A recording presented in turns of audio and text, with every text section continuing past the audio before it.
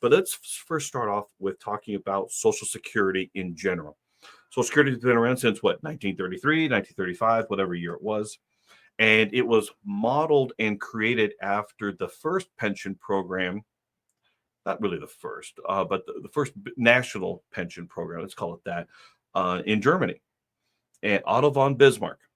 Why does that name stick in my head? I don't know. You get some strange things when you're going through education, but Otto von Bismarck created a pension plan for people in Germany, if I'm remembering this right. It was based on people retiring at age, at the time, 70 at first. Later, they reduced it down to 65. So one of the things that often comes up is, when do people plan to retire? And the classic response is age 65. Where did that come from? Otto von Bismarck. Because they created the program to where it would be sufficient, it would be sustained, because people didn't live very long.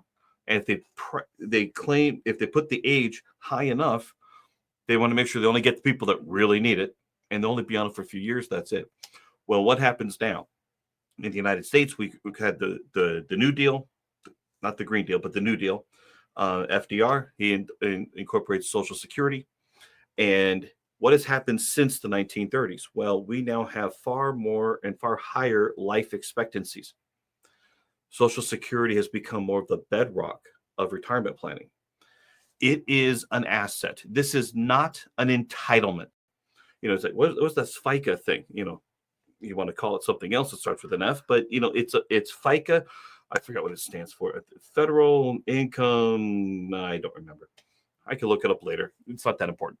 But what that covers is Social Security. And the people that are contributing to Social Security, you're building up an earnings record. When we finally get to Social Security age, and there's many different ages that you can claim your Social Security at, it's going to average the last 35 years of earnings records. And in so doing, hi, Rael, thank you very much. But it's going to average the last 35 years, your top 35 years of earnings. And so actually take all the years and give you your top 35, average them out, and index to inflation. Okay, so it's going to be a more current benefit. Now, here's what's interesting. FICA, it has an income limit. I think right now it's 171,000, something like that. It's right in there. That's for 2025. So if you're a really high earner, you're making $1 million, okay? All the income above 171,000 does not get factored into your income calculation because it caps out at 171. So it's interesting that it has its benefit limitations. I think I've heard some things about increasing that in order to help make Social Security more solvent. I don't know how that's going to go. We'll see. We got to work with what is right now, not what might be as much. Although I try to look at what might be in terms of what's worst case scenario. By the way, there's always a lot of concerns. Hello, Alonzo. Salute to you. There's always the concern that will Social Security really be there? Here's my answer to that question. Social Security will always be there in one form or another. That's the interesting thing, because when I have to say it like that, I was like, well, what does that mean?